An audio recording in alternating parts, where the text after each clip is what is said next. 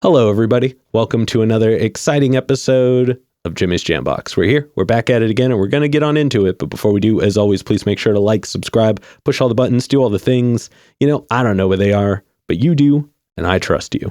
With that being said, here's a quick word from our sponsor. Cosmic Cleanse, an antioxidant-rich rooibos tea.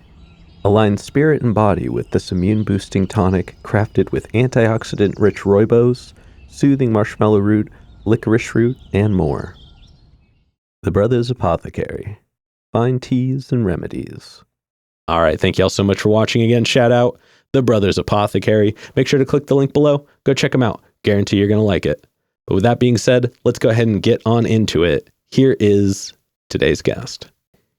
What's good, everybody? It's Jayy Flowe. Hello. Thank you so much for joining us. Why don't you tell us a little bit about, where you're from, what you do, give us that Tinder profile of your involvement with music. For sure.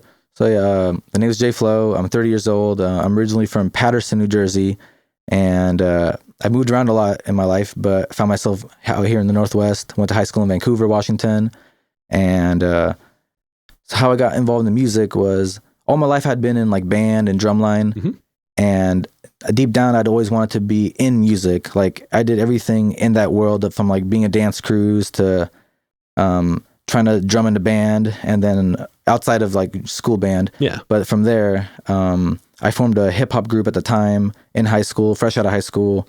And after that, I went to become a solo artist, which is where I'm at now.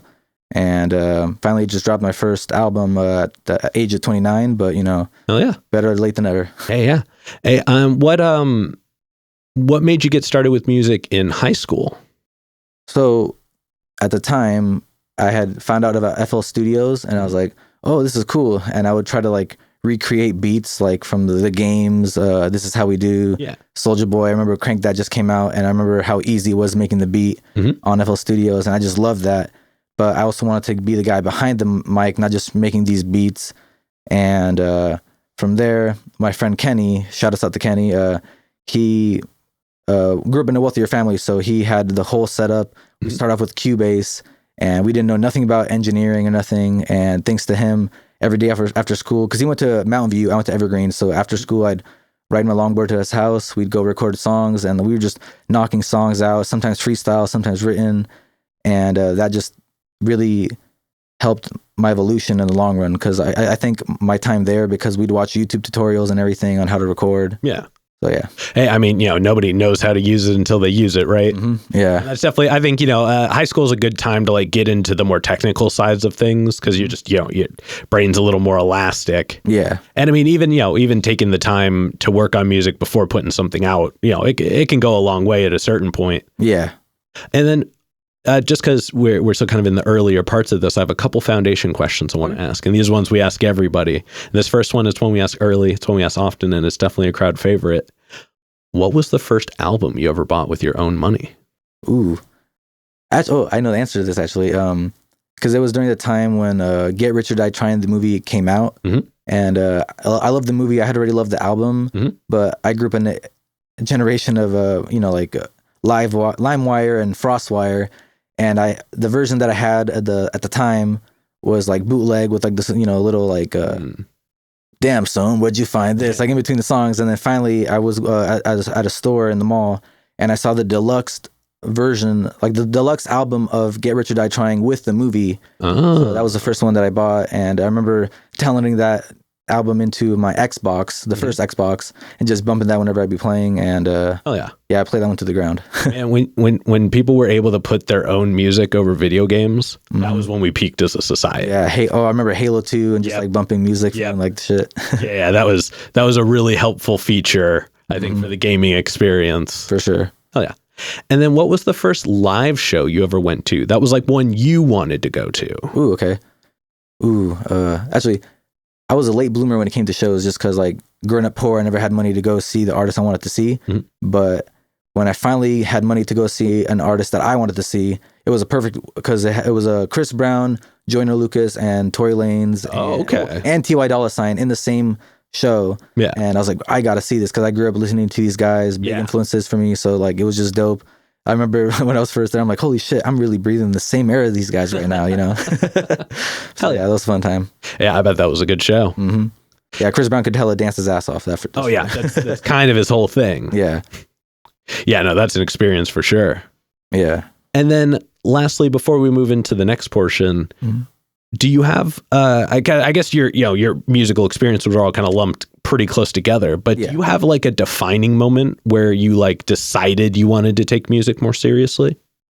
Yeah, actually, I think I was in Clark College at I just got out of class, and at the time I wanted to study architecture, but the more I started at the time doing shows and making more music and just elevating the quality of my music and seeing how people were reacting to my music, the more I'd go to school and the more I was doing that and just sitting there in class like, what am I doing? I don't know. I had like a reality check, so then I switched from architecture to like business management, business music, just so I can dive into that. I even took music theory in college, and from that point, I stopped just settling for recording myself and actually like going out to producers, like high quality producers, not producers, sorry, engineers, and investing into my craft.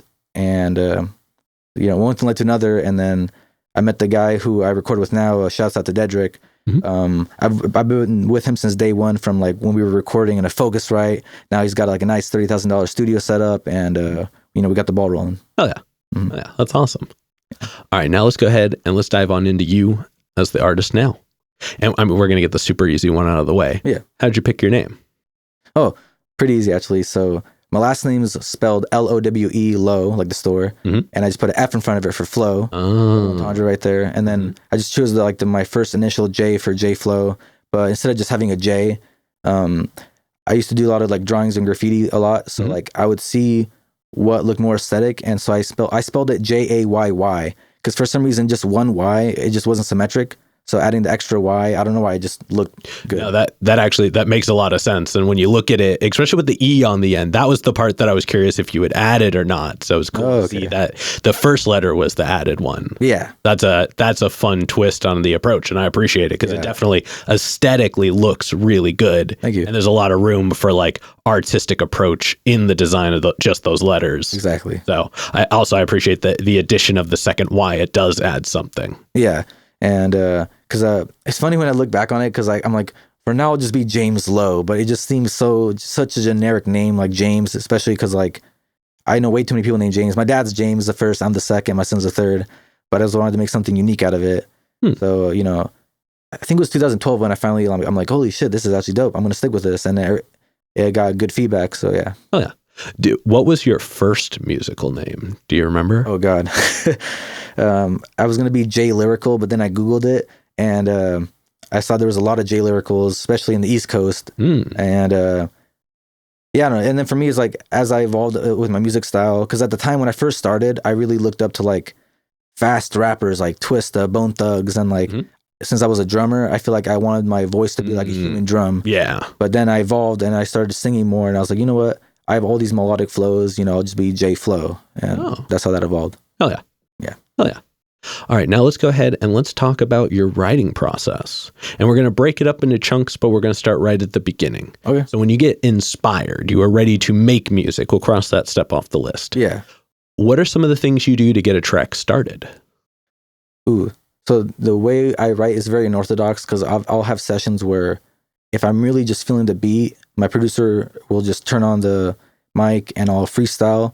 And then if I really like where I'm going, we'll kind of pause, find out the concept of the song, and then I'll try to freestyle in regards to that concept, and kind of do like few lines by few lines. And that's one way. But another way would be like, so the thing is, I'm always writing. Like I could wake up and start writing right away, or I could be driving and all of a sudden, because I listen to a lot of beats when I'm driving, just so I can kind of freestyle ideas. And if something all of a sudden comes across my mind, I'll like pull over real quick and write it down so I don't forget. And or just a cool bar, because like let's say I'm watching a movie and like or an anime, and like I think of a bar referencing or like a metaphor based off what I'm watching, I'll like write it down in my notes just so I can figure out, a project to add it to later on. Okay. So yes, it can be very sporadic. Sometimes I'll even just like record myself mumbling a melody, and then I'll add words to it. Yeah. Yeah. Oh yeah. And then once you get a track finished, so you're done writing it. It doesn't have to be finished recorded and everything. But once you get a track done being written, how long does it take you to get to the point where you're comfortable performing it? Ooh, actually, just last month, the new song that I just dropped this month, I performed it for a show even before I dropped it.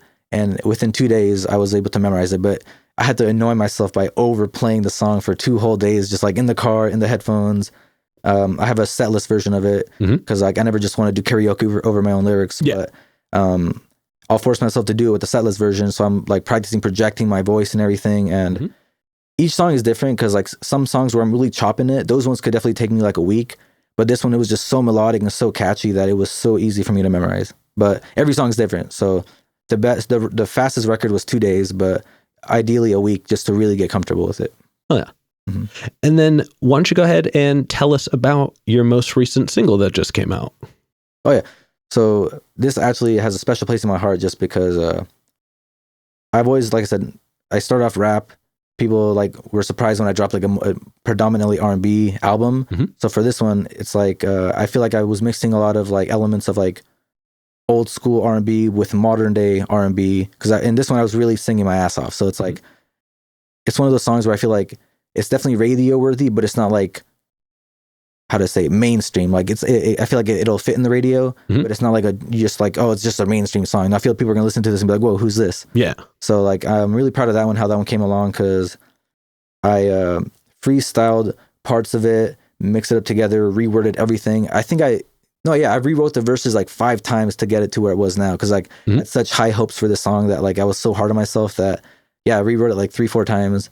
And shouts out to my producer too, because he never lets me like just do a first draft. He'll be like, all right, now rewrite it again and incorporate more of this, because like he sees the potential that I see. Me and him are very like-minded, so we motivate each other, we push each other. So I was really proud of that, how that one turned out, because most songs in the past, maybe I'll rewrite it once or twice, but this one I literally rewrote it like 4 or 5 times. So I was really proud of the final outcome. Oh yeah. Oh yeah. No, it's definitely a cool track. I was listening through some of your other music earlier, and it's usually I try to like deep dive to find like something a little bit deeper cut, but that actually was really the one that I think stood out to me the most. I believe it's called Still Drinking. Yep. And it's got a great pace. It's got a super solid flow. Like that was something that did really stand out to me, is there was a cool like cadence to it. That I think, kind of stems from your more percussive background. And I mean, the beat was rad. It was like lax, but bouncy at the same time. Yeah. So I think it was a really cool compliment, especially when I went back and listened to your previous stuff, because I checked out your most recent album. And I mean, I will say this, was it Tu No Sabes? Yep. Am I saying that right? That track, that one actually really stood out to me a lot as well. So I mean, like you've definitely got a direction you're moving. I'm curious why you don't put more harmonies in your track. Well, it depends on the beat, I guess, because like with Still Drinking, for example, that one was very harmonious, but I feel like it was the beat. I just found the perfect beat. Like I think we went over an hour looking for different beats, finding the right key and the BPMs of what I wanted for a song. And when that one came on, it was just like right away, like, because for me, that's how I know it's going to be a good song. If it's taking me forever to come up with lyrics, it's the beat. Yeah. And so like once you find that beat where it just clicks and you're get the ball running with it, that was that one. But because it was so good, that's why I said I rewrote it so many times, because I had such high hopes for the beat, and I really just could see the long term of the song. Oh, more. I mean, the reason I ask is because like I could tell, especially by your approach, it feels very like I want to say like influences of like Bryson Tiller. Oh yeah, for sure, some T-Pain in there, because how do you get away from him? But like I said, I noticed that there was a lot of moments where like you were going full on, and the song seemed like it wanted to go full on, but there just wasn't quite the link there. Like there was something in the middle that would have grabbed the two and like brought it to that third level. Yeah. And I think that's really not to say that the song was lacking. Like I said, I really enjoyed it, but I noticed, especially going back and listening, your sound is really, really supportive of harmonies, especially in the vocals themselves. Oh, then to answer that, it was my first official Spanglish song. So I feel like, so because like, I grew up, speaking Spanish and English, but I'm not going to front and be like, oh, I know more Spanish than English. No, I meant still drinking. Sorry. Oh, I thought you were talking about Tu No Sabes. No. But more, I mean, like your total sound, like I think it could really, it would enhance your sound a lot to add in some harmony layers in the vocals. Cause you have this presence in your voice. Like you clearly are putting a lot of attention into the presence of your voice, and it stands out. And I think just having that sonic quality would really emphasize certain moments of your songs in ways that you already do. Yeah. But from like a listened experience, at least on a platform, like when you're performing it live, obviously you have that energy that carries. True. But for the recorded platform, I think it would be a cool addition. Not that you're lacking, but it would be an enhancement to your experience that I think would go a long way in your total sound. Okay. So that's just, I appreciate that. A little bit of thought. For me, it's like, there's always room for improvement.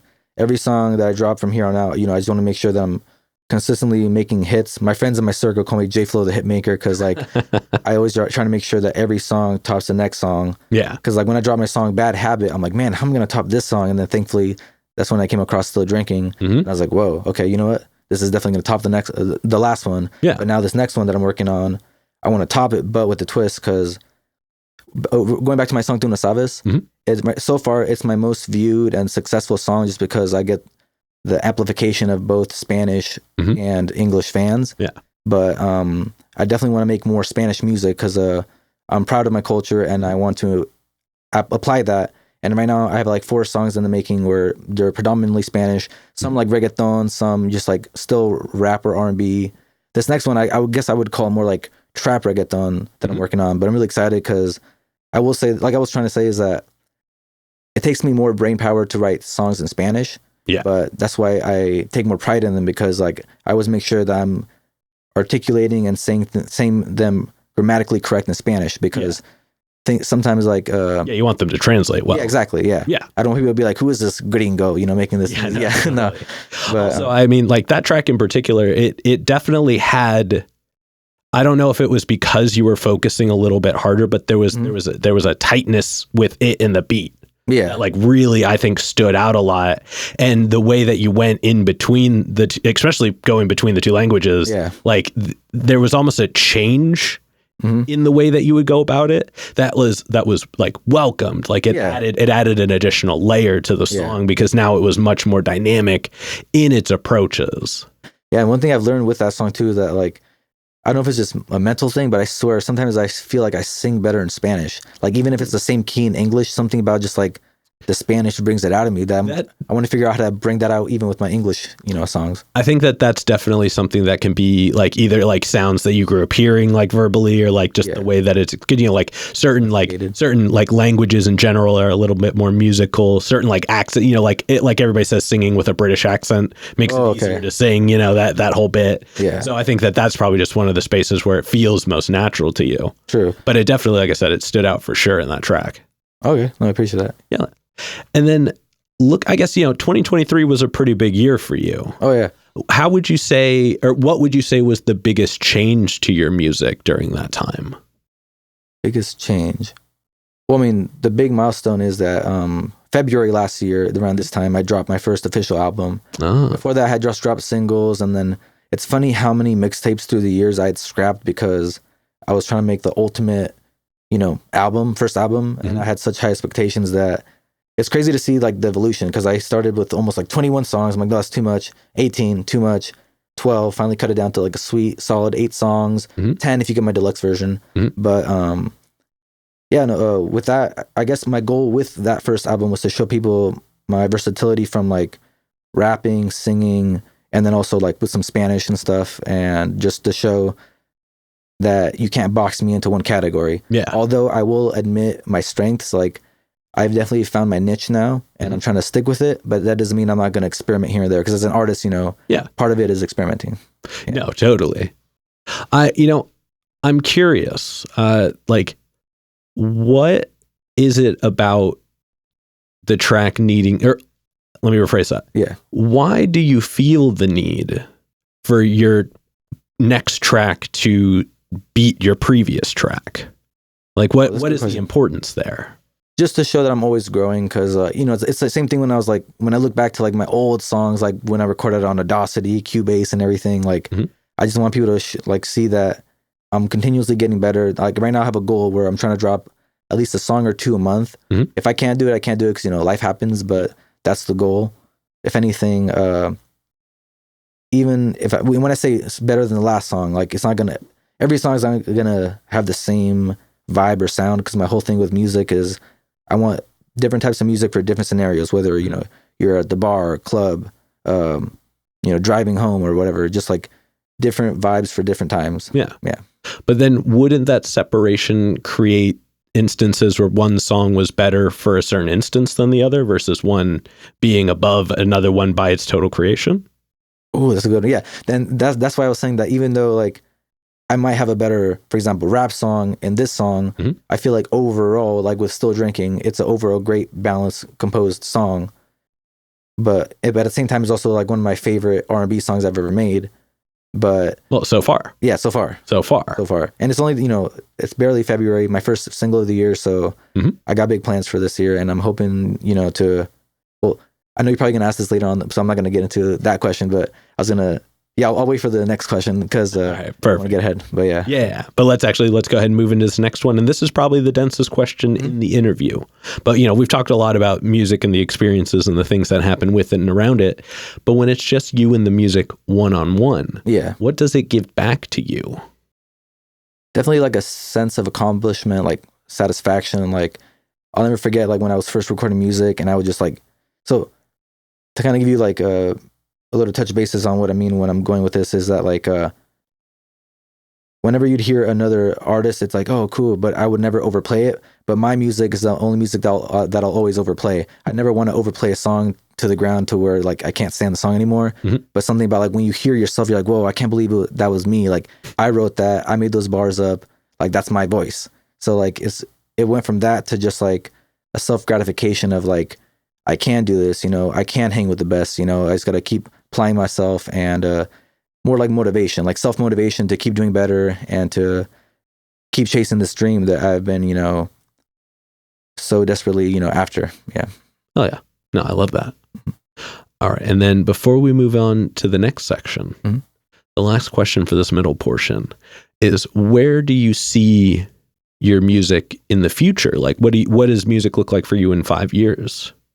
5 years. Ooh, anything can happen within 5 years, but ideally I would love to start, getting to the next level of like music videos, tours, things like that. Cause I love traveling. I've always wanted to like make it to where like, if I can make money from music to where I'm traveling all the time, getting to see the world and collaborate with different artists from different parts of the world, and just making a name for myself, that would be awesome. Like, yeah, I want to be a superstar. I want to be like the next, Chris Brown that can dance and sing and, everything. But I know there's steps to get there. And as long as, I figure out how to like, work the internet portion of it. Because, we live in such a cyber society where if you don't know how to navigate the internet, you might have the best talent in the world, but nobody will ever know because you don't know how to make a name for yourself, make an image. Like, so that's what I'm trying to work on right now, is like making a name for myself and getting out of just like the local scene.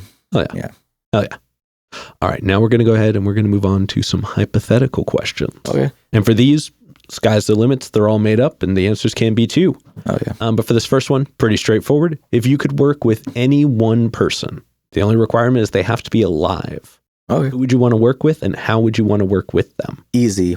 Well, it's between Tory Lanez or Chris Brown, because they've been such like big musical influences for me growing up. Like I've been a day one, Tory Lanez fan, for example, but it's tough because like Chris Brown can dance and sing. Yeah. I would love to like have a song where it's like him on the chorus, me hitting some melodic verses, maybe have him like, on the side teaching me some dance shit. Cause obviously I can't backflip or anything crazy like him, but like, I got my moves. So if you practice enough, yeah. I'm sure you could pull it off, but I probably recommend practicing before you met him. Right. No, for sure. Especially cause like, even though I still dance, I definitely don't dance as much as I used to when I was like in high school. I know I still got it. So yeah. Hell yeah. But yeah, that would definitely be awesome. But yeah, as far as just like a song and overall, yeah, we'll probably Tory Lanez. And if we're talking about collaborating with a Spanish artist, I'd say like Raúl Alejandro. Oh yeah. Yeah. Oh yeah. And then subsequently, who's a local artist that you're aware of that you haven't gotten to connect with yet, but you would like to? Ooh, there's so many. You said not connected with yet. Yeah. Actually, Scooter Roger. That's one person that like Scooter Roger. Yeah. Because I've been following him on Instagram and stuff for a while, and we have mutual friends, but I've never actually met him yet. But I've followed his music closely, and he's definitely got talent. I could see, me doing a dope chorus, him on the verse, and then me on a verse too. Because like the thing with music is I want to show people that I'm not just the chorus guy. I could do the verses and everything too. But yeah, he'd be one person I want to collab with. As far as Spanish though, shouts out Santavo. I would like to do a Spanish song with Santavo, and I don't know if you know Eddie Pyro. No, I don't. I believe he's out here in Vancouver as well. But I'd like to make a Spanish song with Santavo, Eddie, and the homie Sage Ace. He's a part of my camp, but he also does Spanish music too. Oh yeah. Yeah. Well, everybody at them in the comments. Let's make that happen. Yep, let's do it. All right. And then for this next one, like I said before, sky's the limit, and it's literal in this sense. But if you could perform anywhere in the world, and you wouldn't have to worry about crowd access or building stability or power, guaranteed best lineup, guaranteed best show, and it doesn't have to be a venue. It could be anywhere. Yeah. Where would you want to perform? Ooh. So I grew up watching on MTV in Espanol, or like just MTV in general. Whenever like they would have those beach shows, like it'd be like packed on the beach. I don't know specifically what beach. It could be like a Florida beach, South American beach, but that would be so dope to just like have like a 360 stage like set up on the beach. Yeah. On a perfect day where you got the wind blowing, but you got the sun, and just like everybody in swimsuits and going crazy. Oh, that'd be fun. That would be fun for sure. Yeah. Especially right now. We could definitely use a little bit more of that with this weather. Real, yeah. Hell yeah.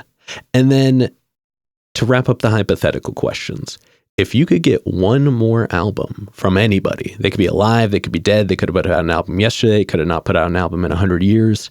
Who would you want an album from, and when would you have wanted it to come out? Ooh, here's a good one. I think it was 2011 when like Kanye West and Jay-Z did a duo album, but it would have been crazy to have a duo album of Pac and Big. Just imagine them in like, because for me, like 2010, 2016 had like a certain sound in hip hop, and like a lot of duo rappers, like back and forth rapping. So it would have been crazy to see a Pac and Big collab album. Like just imagine them with like modern day singers on the chorus, with them killing it on the verses. That'd be crazy. Oh yeah. And a cool bonus one. They're alive right now, but was Kendrick and J. Cole. That collab album from both of them. Like they've been talking about it for years, never came out. Yeah. Never happened. Yeah, but that would be freaking awesome. Yeah. Oh yeah.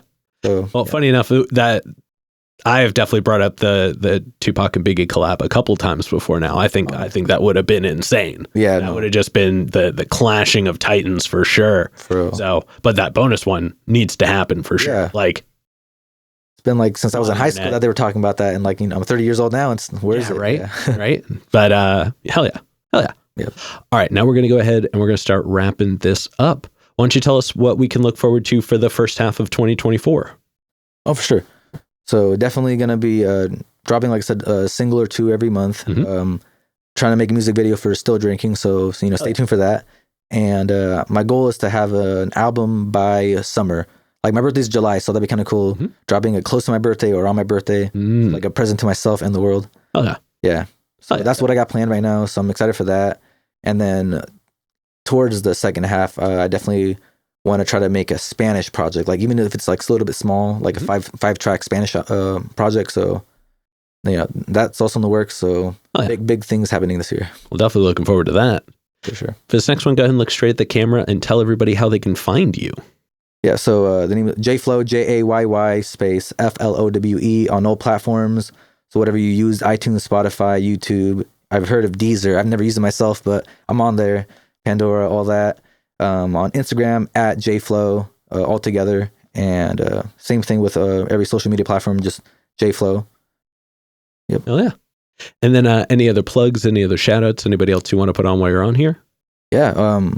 Like I said, shouts out my engineer, Dedrick. He's the reason, like I said, my album came to fruition. Like long nights in the studio, just perfecting everything with him. And again, he's really talented as far as an artist goes. We call him the one-man army because like he'll sometimes help us out with our cover art and everything, like photos and things like that. So yeah, he could do it all. Oh yeah. So shouts out to Dedrick. Shouts out to the homie Sage Ace. We got a song together. We got more songs in the making as well. The homie Keiko. We got a song together, and we got another one in the works. And these are all people like in my camp. And shouts out to my wife, my son, being my day one fans, especially my son. He's like my biggest fan. So that's cool to see. And I got a little surprise too, actually. I forgot to mention earlier. I helped my son record his first song. Oh, hell yeah. And he wants to drop that, but he wants to come up with his own name. Nice. Because like for now, we just call him like Jayy Flowe Jr. or Jimbo Slice as a joke, but I'm going to let him choose his own name. Hey, funny enough, my nickname is Jimbo Slice. What? Yeah. That's funny. Yeah, because for me, it's like, he's to Tyler for that one. That's dope, yeah. Because, growing up, they'd call me Jimbo, but then sometimes I'll call him Jimbo sarcastically because of that. Yep. And growing up too, like you go by Jimmy. Yeah. Growing up with my Spanish family, they call me Jimmy as well. Mm-hmm. So yeah, you get it. Common. You get it. Yep. Hell yeah. All right, now we've got one last question to go. Mm-hmm. Before we do, I'm gonna steal the camera for just a second. Mm-hmm. As always, y'all, please make sure to like, subscribe, push all the buttons, do all the things. I don't know where they are, but you do, and I trust you. And one more shout out to the Brothers Apothecary. Make sure to click the link below and go check them out. Guarantee you're gonna like it. But with that being said, the final question. And this is entirely up to your interpretation. But what is an album you feel is more on the obscure side? So it's one not a lot of people know, but it's one you think everybody should know. Ooh, easy. Lost Cause by Tory Lanez. It was one of his earlier albums from start to finish. Like, I remember when it first came out, I was bumping the hell out of it to the point where I was like annoying my friends because it's like, I was like, bro, how do you not know about this? Like, this is such a dope album. And it was before he dropped his hit song, Say It. Mm-hmm. So, like, it definitely got shelved. But if anybody wants to revisit that one, is a good example of, like, what I look up to as far as, like, how he can go from, like, rapping and singing, but the way he does it so effortlessly, Yeah. So that's a good one right there. Hell yeah. Hell yeah. Yep. All right. We're going to go ahead and wrap this up. Thank you so much for joining us. Yeah, thank you for having me. Yeah, it's been great. Hell yeah. This has been another exciting episode of Jimmy's Jambox. I'm Jimmy. And I'm Jayy Flowe. And we're signing off. Later, y'all. That's a wrap. This is not a podcast. This is a show.